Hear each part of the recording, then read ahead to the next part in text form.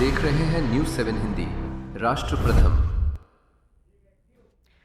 नमस्कार, न्यूज 7 हिंदी में खबरों का सिलसिला लगातार जारी है। पश्चिम बंगाल में चुनावी माहौल के बीच तृणमूल कांग्रेस और भारतीय जनता पार्टी के बीच आरोप प्रत्यारोप तेज हो गए हैं। टीएमसी ने चुनाव आयोग पर गंभीर आरोप लगाते हुए कहा कि उसके नेताओं को वाहन जांच के नाम पर जानबूझकर निशाना बनाया जा रहा है। टीएमसी ने चुनाव आयोग को एक लिखित शिकायत भेजकर दावा किया है कि एक व्हाट्सएप निर्देश के जरिए उसके नेताओं की गाड़ियों की विशेष रूप से तलाशी लेने का आदेश दिया गया है। पार्टी ने इसे भेदभावपूर्ण कार्रवाई बताया है। पार्टी का आरोप है कि कथित निर्देश में कहा गया है कि टीएमसी नेताओं और मंत्रियों के वाहनों की पूरे दिन चेकिंग की जाए, जबकि मुख्यमंत्री ममता बनर्जी को इससे अलग रखा गया है। टीएमसी ने इस मामले को गंभीरता से बताते हुए चुनाव आयोग के मुख्य चुनाव आयुक्त ज्ञानेश कुमार और राज्य के मुख्य चुनाव अधिकारी मनोज अग्रवाल को शिकायत सौंपी है। शिकायत में पार्टी ने 3 प्रमुख मांगे रखी। पहला, कि इस कथित निर्देश के पीछे जिम्मेदार अधिकारियों की पहचान की जाए। दूसरा, पार्टी नेताओं को किसी भी प्रकार की परेशानी करने वाली जांच से बचाया जाए।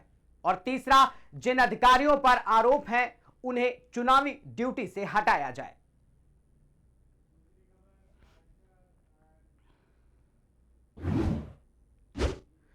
वहीं बंगाल विधानसभा चुनाव के शोर के बीच केंद्रीय जांच एजेंसियों की सक्रियता ने राज्य की राजनीति को और गर्मा दिया। शुक्रवार तड़के आयकर विभाग आईटी की टीम ने रासबिहारी विधानसभा क्षेत्र से तृणमूल कांग्रेस के उम्मीदवार और निवर्तमान विधायक देवाशीष कुमार के आवास समेत कई ठिकानों पर 1 से 7 छापेमारी शुरू कर दी।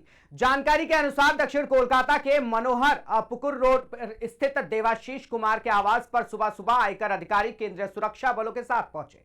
इसके साथ ही उनके चुनाव कार्यालय और मोतीलाल नेहरू रोड स्थित पार्टी कार्यालय पर भी दबिश दी गई। छापेमारी के वक्त देवाशीष कुमार फिलहाल अपने घर पर ही मौजूद थे।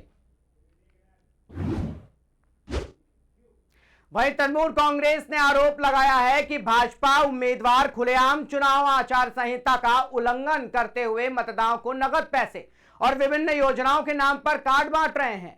टीएमसी ने इस संबंध में भाजपा के खिलाफ चुनाव आयोग से शिकायत दर्ज कराई है। तृणमूल कांग्रेस ने अपनी शिकायत में कुल 8 घटनाओं का जिक्र किया है। इनमें नोआपाड़ा और गोपी बल्लभपुर में अन्नपूर्णा भंडार योजना के नाम पर भाजपा उम्मीदवार अर्जुन सिंह और राजेश मातो द्वारा कथित तौर पर लोगों को 3000 रुपए नगद बांटने का आरोप शामिल है।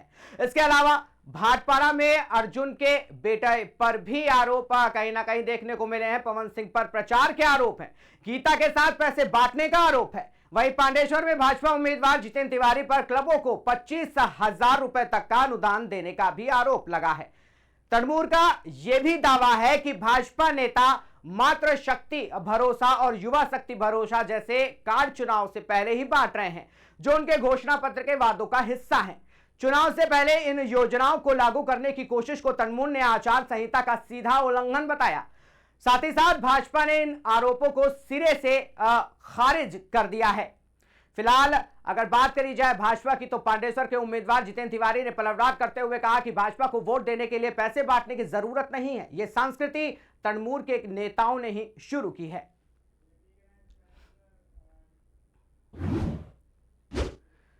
वहीं नारी शक्ति वंदन संशोधन विधेयक को पारित करने के लिए बुलाए गए संसद के विशेष सत्र में गुरुवार को वैसे तो चर्चा विधेयक को लेकर हो रही थी, लेकिन जैसे ही तृणमूल कांग्रेस सांसद काकोली घोष को विधेयक पर बोलने का मौका मिला तो उन्होंने विधेयक पर कम बल्कि एसआईआर और मुख्य चुनाव आयुक्त पर ज्यादा फोकस दिखाई दिया।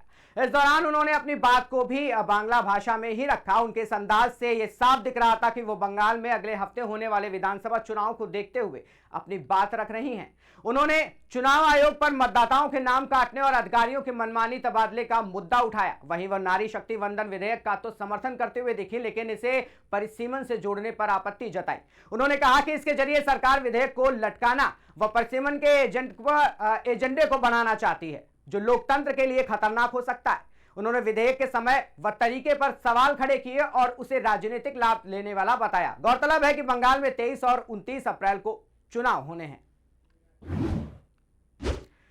बंगाल विधानसभा चुनाव को सुरक्षित और निष्पक्ष बनाने के लिए चुनाव आयोग ने एक और महत्वपूर्ण कदम उठाया है। आयोग ने निर्देश दिया कि जिन मतदान केंद्रों में चाहर दीवारी नहीं है, वहां पर अस्थायी रूप से बांस की घेराबंदी की जाए ताकि अनधिकृत लोगों के प्रवेश को रोका जा सके। मुख्य निर्वाचन अधिकारी कार्यालय के सूत्रों के अनुसार जांच के दौरान कई ऐसे मतदान केंद्रों की पहचान हुई है जो स्कूल भवनों में स्थित हैं। उनके चारों ओर कोई बाउंड्री नहीं है। ऐसे केंद्रों के बाहर लोगों के लिए आसानी से प्रवेश संभव होता है, जिससे सुरक्षा व्यवस्था भी कमजोर पड़ जाती है। इन बूथों पर अतिरिक्त सुरक्षा बल भी तैनात किए जाएंगे ताकि कोई भी व्यक्ति बांस की घेराबंदी पार कर अंदर प्रवेश ना कर सके। आयोग के निर्देश के अनुसार संवेदनशील बूथों पर 3 सीसीटीवी कैमरे लगाए जाएंगे, जबकि सामान्य बूथों पर 2 कैमरे लगाए जाएंगे। चुने हुए इंग्रेडिएंट्स और फाइनेस्ट ग्रेडिंग से बनते हैं लाजवाब टेस्टी मसाले, राजेश मसाले। क्या चटपटा है राजेश मसाला, ट्राई करिए। अच्छा, राजेश मसाले